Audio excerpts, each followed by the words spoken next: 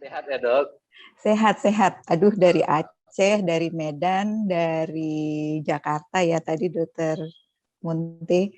Sepertinya kita kayaknya mau reuni ya. Tadi ada yang nanyain. Ini kayaknya acaranya FKUNS ya. Bisa dibilang kami kita reunian bersama. Ya, hari ini senang sekali. Terima kasih. Ya. Apa ada Baik. yang silakan dokter. Baik dokter, sebelum kita mendengarkan presentasi yang pastinya sudah kita nanti-nanti dari tadi, saya sedikit membacakan sedikit saja, walaupun ini kurikulum vitae Dokter Ratih cukup banyak sekali, 2 lembar, tapi saya sudah dapat arahan cukup dibaca yang penting-penting saja. Beliau adalah Dr. Gusti Ayu Maharati, spesialis kedokteran jiwa, konsultan anak remaja.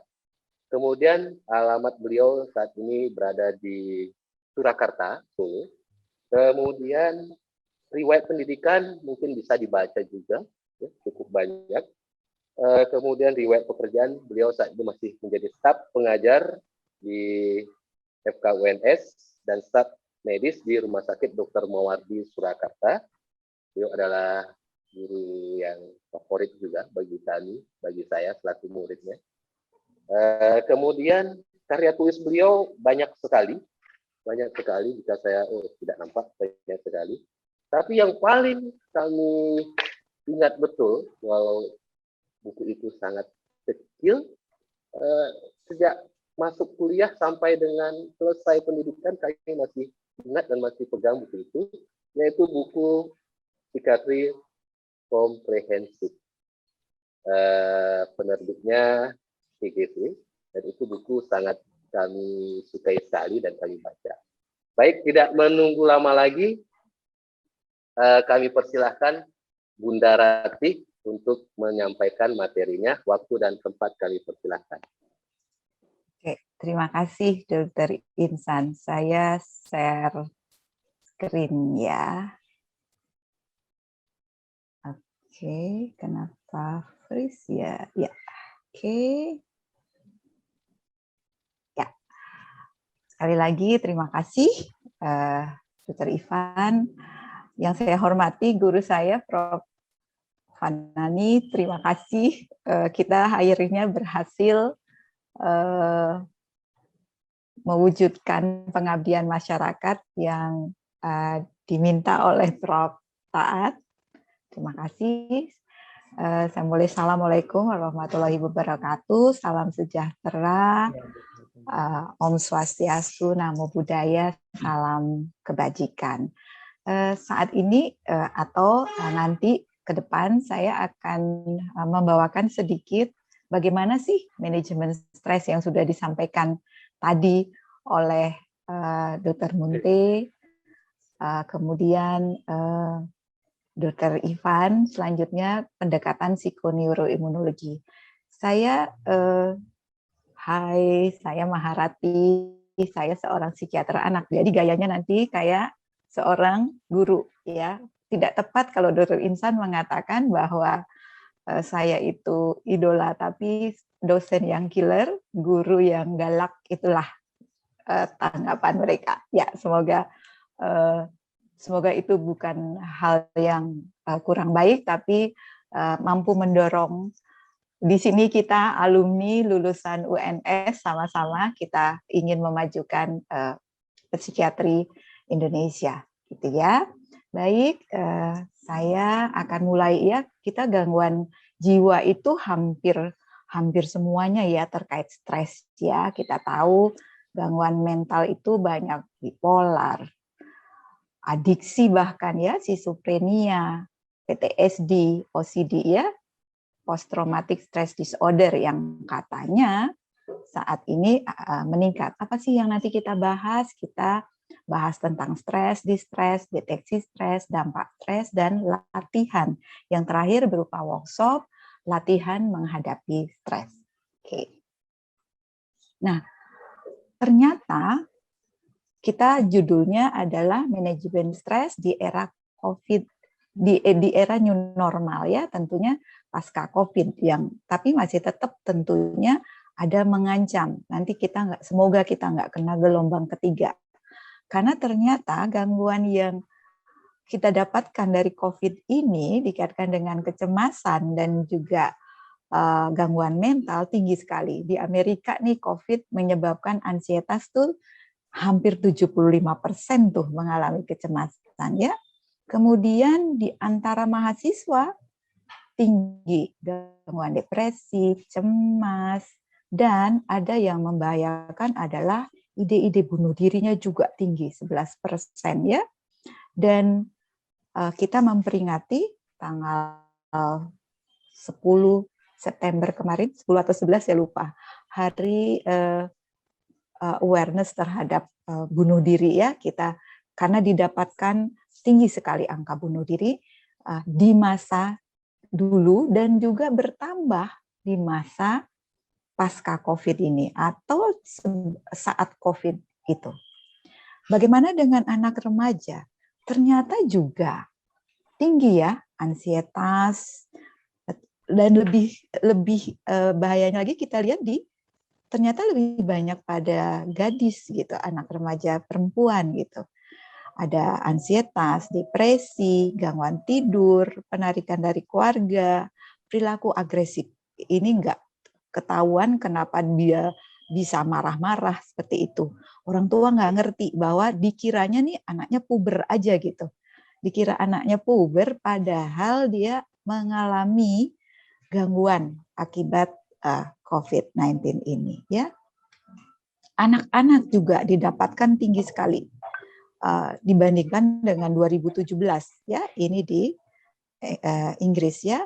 Nah, yang perlu menjadi perhatian kita dampaknya itu pada anak remaja ya, karena dikaitkan tadi dikaitkan perubahan neurotransmitter, ketidakseimbangan neurotransmitter yang tadi sudah disampaikan oleh Dr. Ivan. Ini juga berlaku pada anak. Apa yang terjadi pada anak dan remaja dengan kondisi COVID ini adalah gangguan dikaitkan perkembangan sirkuit otaknya gitu. Jadi dia untuk menjadi pintar, menjadi inteligensinya bagus, itu nanti menjadi terhambat. Bisa obesitas, penyalahgunaan zat, tadi Dr. Munti menyampaikan bahwa mengalihkan dengan penyalahgunaan zat juga bisa terjadi pada remaja. Kemudian kurangnya pemrosesan emosional. Jadi mudah banget moody, mudah banget irritable, mudah marah ya. Kemudian muncul gejala-gejala gangguan psikiatri dan terakhir adalah juga pada remaja banyak yang pikiran bunuh diri muncul akibat pandemi ini, akibat COVID-19 ini. Pada orang tua lebih-lebih lagi ya, karena proses senescence sebenarnya adalah proses penuaan itu adalah sebenarnya suatu stres kronis, suatu stres inflamasi kronis yang tingkatannya sedang rendah ya. Nah, kita sering mendengar ada cytokine storm.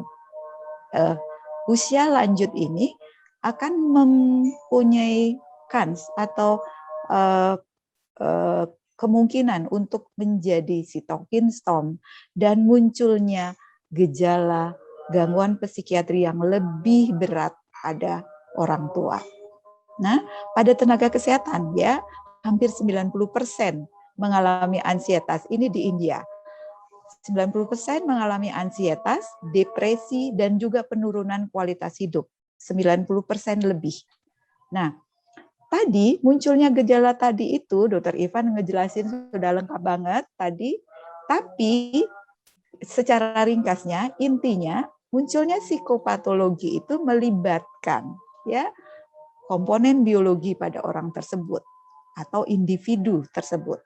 Kemudian komponen keluarga, komponen sosial, kultur akan saling berkontribusi seseorang mengalami gangguan mental atau tidak.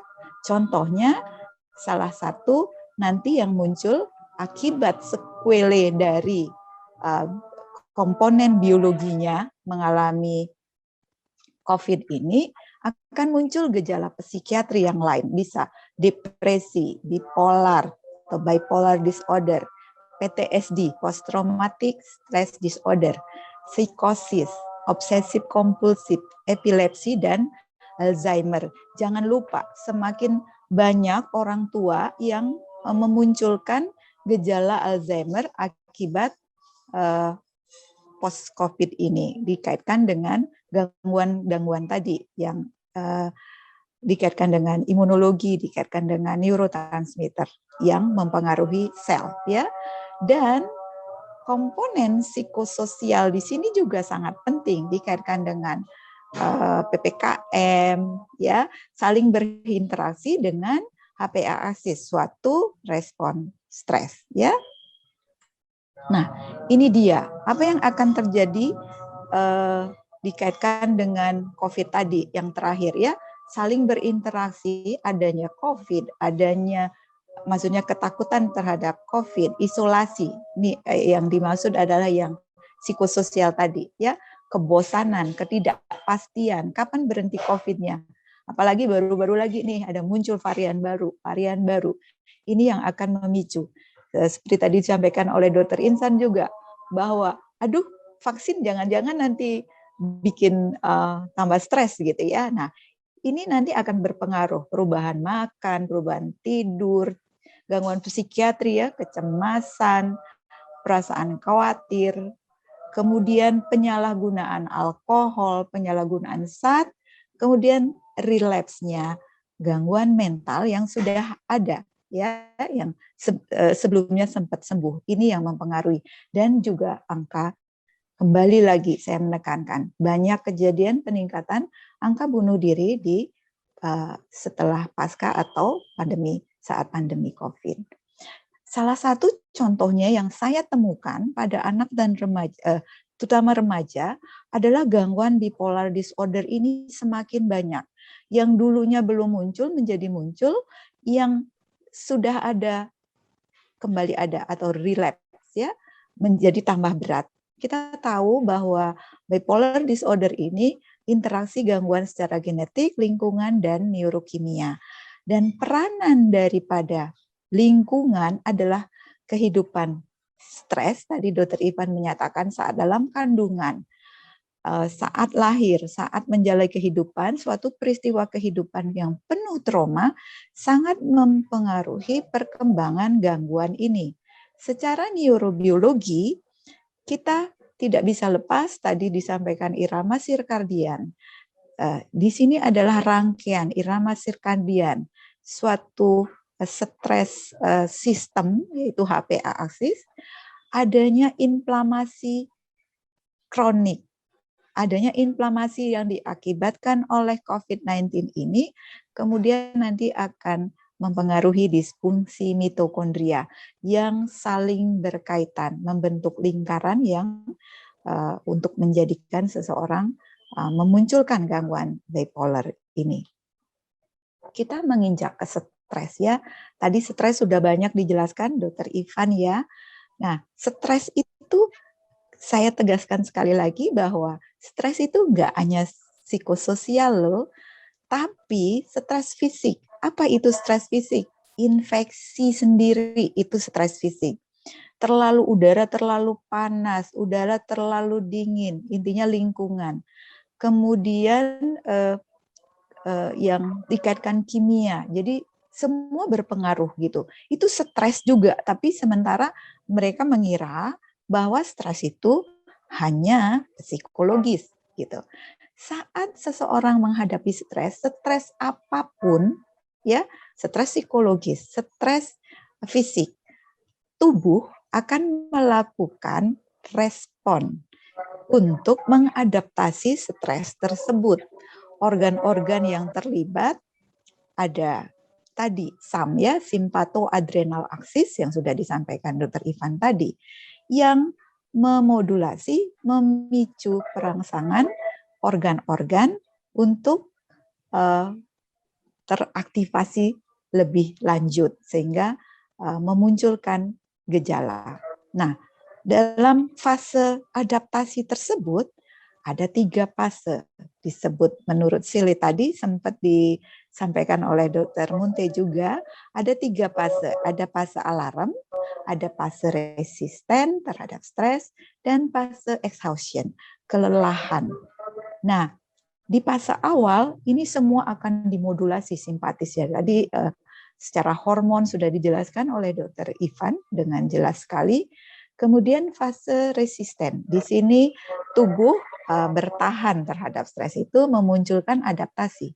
Tapi ada juga yang tidak bisa berlanjut terus masuk ke fase 3 yang kemudian mengakibatkan gangguan-gangguan di tubuh seperti itu. Seperti ini ya, HPA-ASIS tadi mulai dari otak, kemudian organ-organ yang terpengaruh, ya, fungsi kognitif terganggu, tadi Alzheimer, berpikir kita kurang konsentrasi dan lain. Adrenal aksis yang SAM tadi ya, simpatomeduloadrenal aksis, kemudian ini akan mempengaruhi paru-paru, pernapasan terganggu, gula jadi tinggi karena proses gluconeogenesis, pembuluh darah juga akan menimbulkan hipertensi, denyut jantung yang meningkat, kemudian berkeringat, dan ususnya menjadi lambat ya, sehingga nanti sering ditemukan obstipasi pada orang yang mengalami stres. Apakah stres itu jelek? Tentu tidak, karena kita butuh stres yang namanya eustress, sehingga nanti kita bisa fokus, kita bisa termotivasi dan mendukung fungsi kesehatan kita. Intinya bila sampai di puncak ini yang sangat bagus ya, tapi jangan berlebihan karena nanti kita mengalami kelelahan, muncul fatigue syndrome, muncul gangguan kecemasan, marah, burnout, dan lain-lain ya. Akhirnya menjadi sakit ya. Oke. Kenapa terjadi demikian? Kita peranannya masalah otonom di sini ya.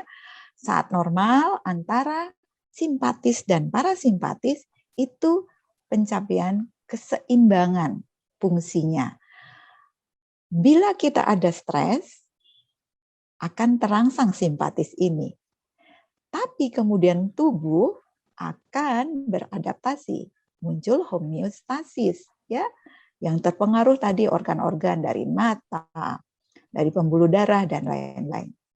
Tapi bila tadi tidak terkontrol, berlebihan, nggak ada yang ngerem, nah ini yang akan memunculkan gejala-gejala yang banyak ditemukan pada post-COVID atau long COVID ya, penglihatan kabur, sensitif terhadap cahaya, bahkan sampai muncul yang namanya pada laki-laki disfungsi ereksi dan pada perempuan bisa penurunan libido juga bisa mandul ya, terkait dengan kesuburan juga berkurang. Dan di kepala ada keluhan migrain dan lain-lain, chronic fatigue syndrome ya.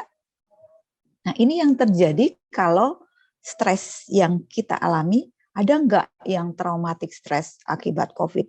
Ada banget, sehingga muncul yang namanya PTSD. Kenapa? Karena stresnya berat, misalnya kehilangan keluarga yang bertubi-tubi ya, dan ini tentu traumatiknya sangat berat, sehingga nanti akan sangat mempengaruhi sistem otonom dan juga sistem otonom ini yang terbagi tadi, parasimpatis dan simpatis. Nah, terjadi lonjakan-lonjakan di sistem ini yang tidak bisa dikonter. Jadi muncul homeostasis tidak terjadi. Jadi munculnya eratik. Contohnya pada PTSD akan muncul gejala re-experience, flashback, avoidant terhadap suatu yang dia mengancam tadi, dan juga di beberapa waktu akan muncul freeze, beku, membeku, enggak berespon karena parasimpatisnya juga terlalu tinggi ya. Kemudian kalau stresnya ringan aja sih akan mampu dengan seiring waktu dengan cepat akan dihomeostasis oleh respon dari parasimpatis ini sehingga tidak berkepanjangan. Dikaitkan dengan stres kronis dan ini banyak terjadi adalah stresnya biasanya moderate, sedang ya, tapi tidak mampu dikonter oleh parasimpatis sehingga akhirnya simpatisnya itu masih di atas baseline ya. Dan beberapa pendekatan psikososial dikaitkan lifestyle, dikaitkan tidur yang bagus, dikaitkan olahraga, nutrisi yang bagus. Ini kejadian ini dikatakan dapat membantu untuk perbaikannya. Apa saja sih? Tadi Dr. Munte sudah menyampaikan yang dikaitkan dengan parasimpatis tadi banyak caranya, banyak sekali. Nah, nanti di latihan kita, karena ini suatu workshop, kita melatih dengan pemicuan parasimpatis ini dengan latihan napas. Penggabungan latihan napas, mindfulness, fokus, sepertinya begitu, karena ini dibuat oleh WHO. Dasarnya mungkin seperti itu karena nggak dijelaskan. Ya,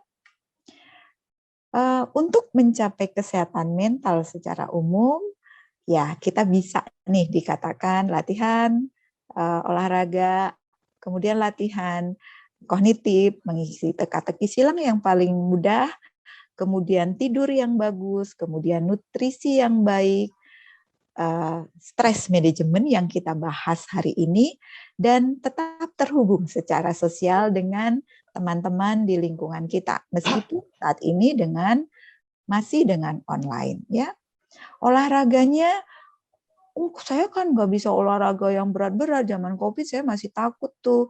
Boleh di rumah aja dengan ngeplank ya. Ini yang sebenarnya sulit banget, saya belum berhasil nih 1 menit ya. Tapi tetap saya akan latih ini ya.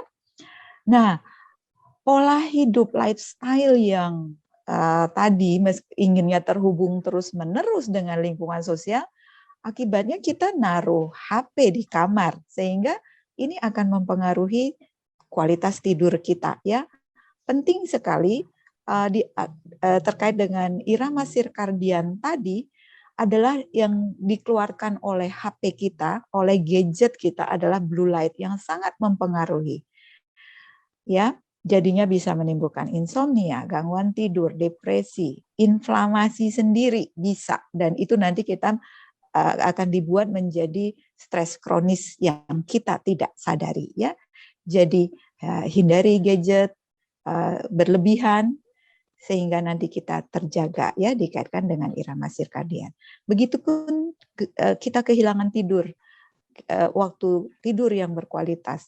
Dikatakan banyak memicu berat badan yang meningkat, resisten insulin, inflamasi juga, dan risiko dikaitkan dengan diabetes mellitus yang merupakan predisposisi untuk fatalitas dikaitkan dengan COVID-19 ya. Selain yang lain ya, hipertensi, kemudian juga autoimun dan lain-lain. Dikaitkan dengan nutrisi, tolong, karena gula dikatakan adalah meningkatkan risiko inflamasi dan juga reaksi oksidasi tadi, sehingga kita berusaha amat sangat rendah glukosa. Dan perlu diketahui, glukosa itu tidak hanya dihasilkan oleh karbohidrat, ya. Tubuh hanya butuh 2 sendok makan gula yang dapat dihasilkan oleh protein, diubah sebanyak 58 atau 56 sampai 58% protein itu akan diubah menjadi gula yang dibutuhkan oleh otak kita, tubuh kita. Jadi tidak harus karbohidrat atau gula murni yang gula terrafinikasi itu yang 100% diubah menjadi glukosa. Demikian juga dengan buah-buahan yang indeks glikemiknya tinggi. Itu sangat mempengaruhi perubahan daripada atau penyebab inflamasinya berlangsung kronis yang tentunya nanti mempengaruhi kesehatan mental kita. Nah, untuk stres, kita ada semacam waspada gejala-gejala stres itu apakah kita mengalami stres, karena banyak di antara kita, termasuk saya, tidak sebelumnya kurang paham. Saya kayaknya stres deh, tiba-tiba saya sering dermatitis gitu di kulit ya. Nah, ternyata ini ya untuk kognitif sering lupa, tidak bisa konsentrasi, pertimbangan buruk ya, memandang sesuatu itu negatif aja. Ya cemas, kemudian pikiran yang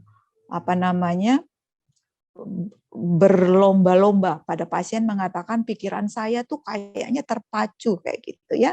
Dan istilahnya khawatir yang terus-menerus ya. Secara emosi orangnya jadi moody, irritable, agitasi, perasaan sendiri dan lain-lain, depresi ya. Nah, yang fisik ini ternyata nyeri, diare, konstipasi, mual, pusing, nyeri dada, denyut jantung yang meningkat, hilang keinginan seksual, dan sering flu.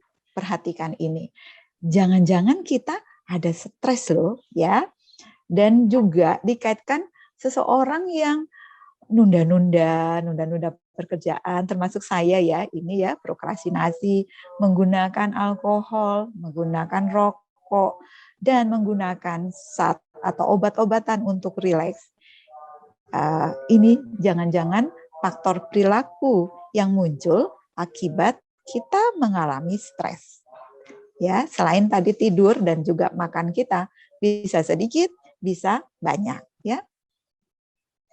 Stres itu tekanan ya, merasa tertekan.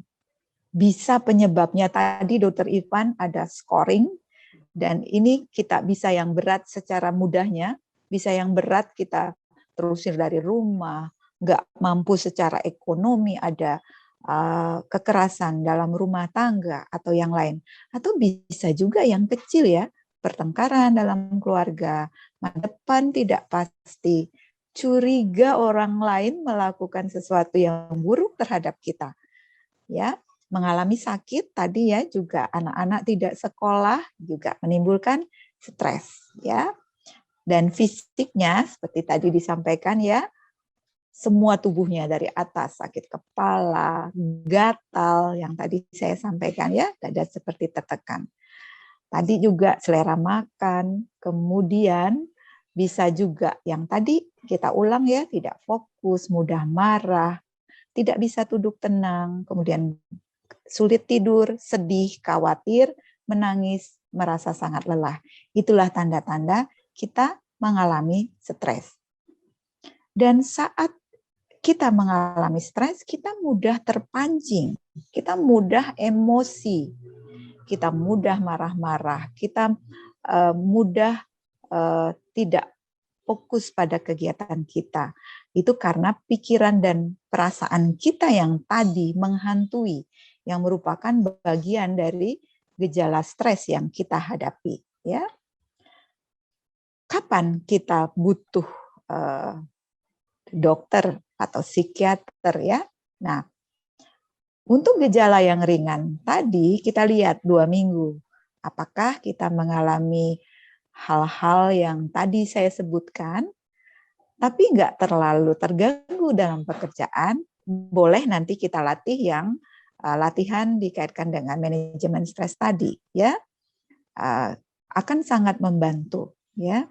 Tapi bila itu lebih dari 2 minggu dan mengganggu, silakan harus segera mencari pertolongan profesional, ya.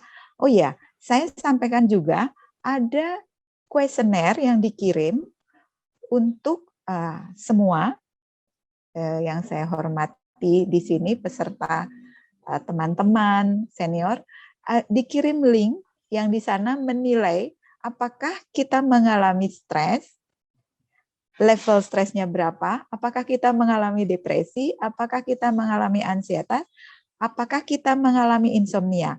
Silahkan diisi, nanti bila ingin nilainya atau akan kita hubungi bahwa ini termasuk cukup tinggi sehingga nanti bisa menghubungi untuk kita berikan lebih lanjut tindakan atau semacam psikoedukasi, semacam psikoterapi atau konseling lebih lanjut.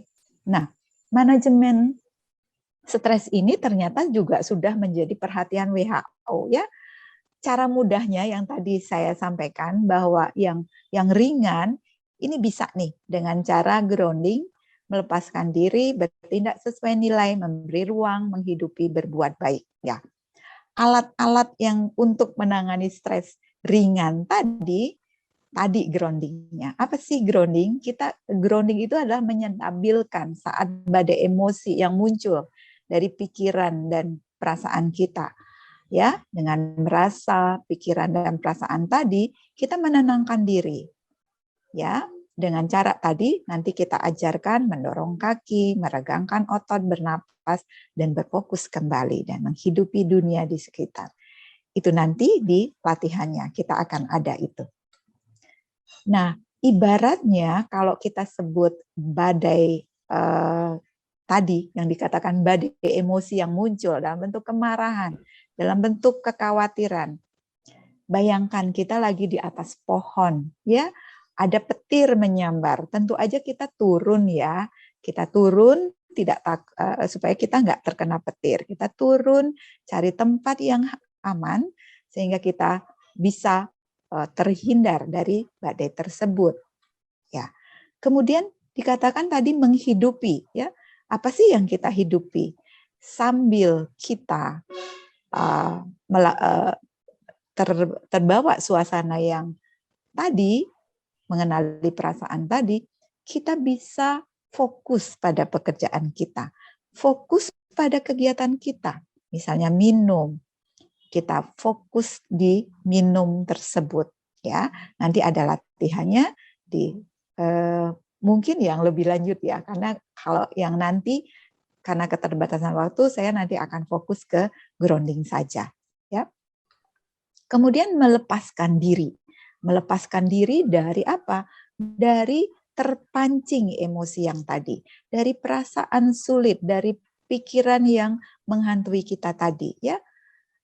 Dengan cara apa? Kita namai perasaan tersebut. Kita namai pikiran tersebut. Ya. Ini perasaan sulit.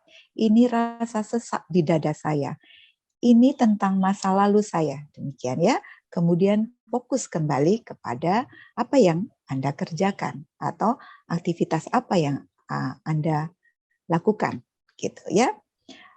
Ini dia, saya merasa marah. Jadi ini perasaan saya yang marah, gitu. Jadi menamai dengan menambahkan yang dirasakan saat itu, ini perasaan, ini pikiran, seperti itu, ya. Dan bertindak sesuai nilai. Nilai apa itu? Tentu masing-masing dari kita punya nilai. Apakah nilai kita adalah dikatakan berbuat baik dan peduli, ringan tangan, membantu, jujur, berani bekerja keras. Apapun itu, silakan. Karena itu nilai kita, diri kita sendiri yang menentukan, seperti itu, ya. Di antara prioritas nilai-nilai yang tadi, pilihlah yang paling penting bagi Anda. Apakah jujur, apakah berbuat baik, ya. Jadi, lakukan tindakan kecil, dasarnya apakah yang saya lakukan sudah sesuai dengan nilai?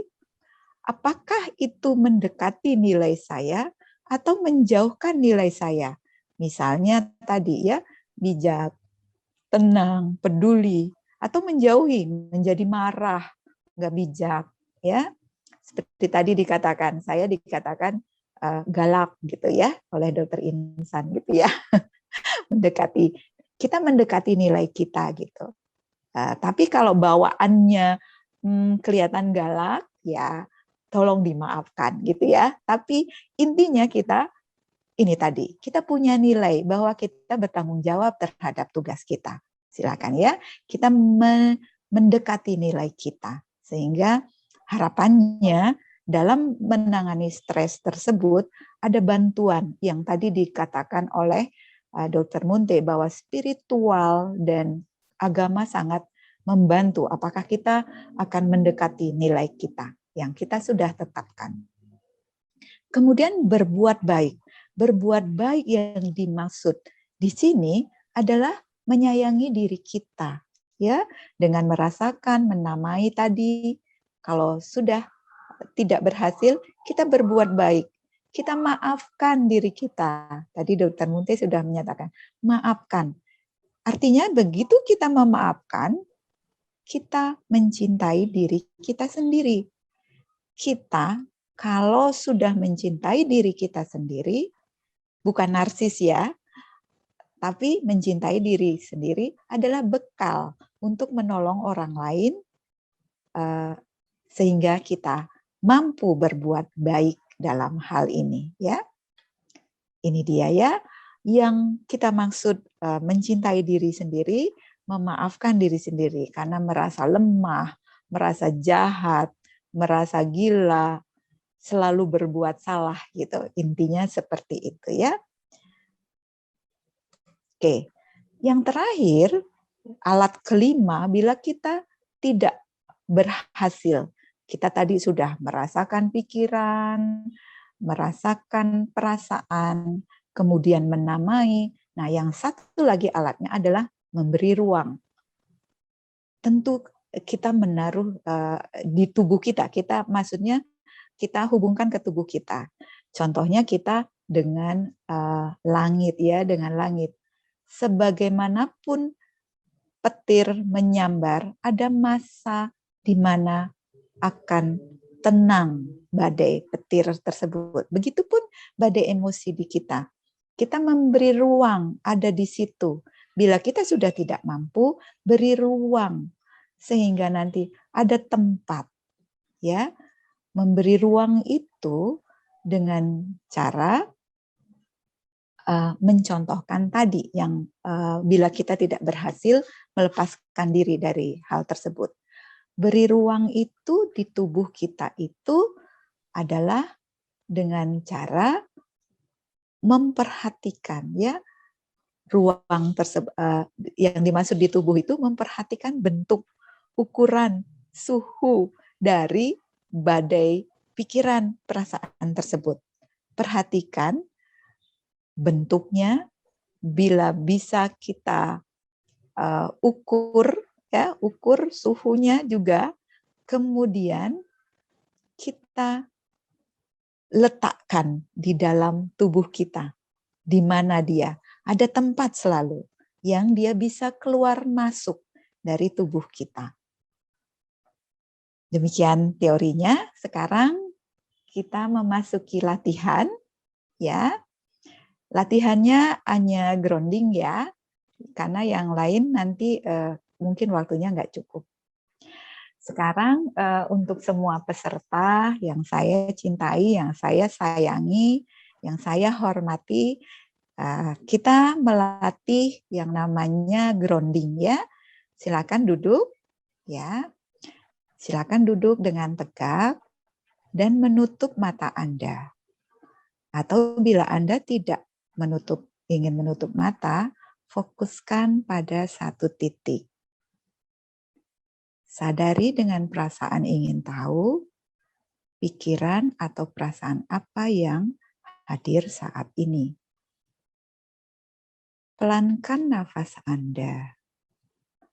Tarik nafas perlahan, lalu keluarkan perlahan melalui hidung. Perlahan tekan kedua kaki Anda ke lantai. Lalu bentangkan lengan Anda. Atau genggamkan kedua tangan Anda bersamaan secara perlahan. Pelankan nafas Anda lagi, lebih pelan lagi. Perhatikan bagaimana nafas Anda keluar paru-paru Anda. Ketika paru-paru Anda telah benar-benar kosong, tahan. 1, 2, 3. Tarik nafas Anda. Lakukan dengan perlahan. Jangan menarik nafas terlalu panjang. Biarkan paru-paru Anda terisi dengan sendirinya. Jika Anda merasa kepala Anda berputar atau pusing, itu artinya Anda bernapas terlalu cepat atau terlalu dalam, atau keduanya. Sekarang, bernapaslah dengan perlahan dan lembut. Amati nafas Anda dengan penuh rasa ingin tahu. Sadari bagaimana nafas Anda masuk dan keluar. Rasakan seakan Anda adalah seorang bijak yang belum pernah merasakan bernafas sebelumnya. Apakah Anda menyadari nafas Anda terasa lebih hangat saat dikeluarkan melalui hidung Anda? Pergerakan fisik dan perasaan apa yang Anda rasakan pada bau Anda? Perasaan apa yang Anda rasakan di dada Anda? Perasaan apa yang Anda rasakan di perut Anda? Terus sadari nafas Anda. Rasakan bagaimana nafas Anda masuk dan keluar.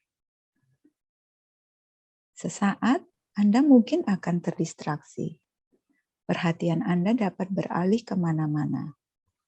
Anda mungkin kembali hilang arah dalam pikiran dan perasaan Anda. Ini adalah hal yang normal. Begitu Anda menyadari hal ini terjadi, ingatkan diri Anda bahwa ini adalah hal yang normal. Dan sekarang kembali fokus ke nafas Anda. Saat Anda telah menyadari pernapasan Anda belajar sebuah kemampuan yang sangat berharga. Anda belajar untuk tetap fokus dan terhubung. Jadi, ikuti nafas Anda dengan penuh rasa ingin tahu. Saat nafas Anda masuk dan keluar, fokuskan perhatian Anda secara penuh pada nafas Anda. Ikuti bagaimana nafas Anda masuk dan keluar. Sekarang secara perlahan, perhatikan punggung Anda dan regangkanlah.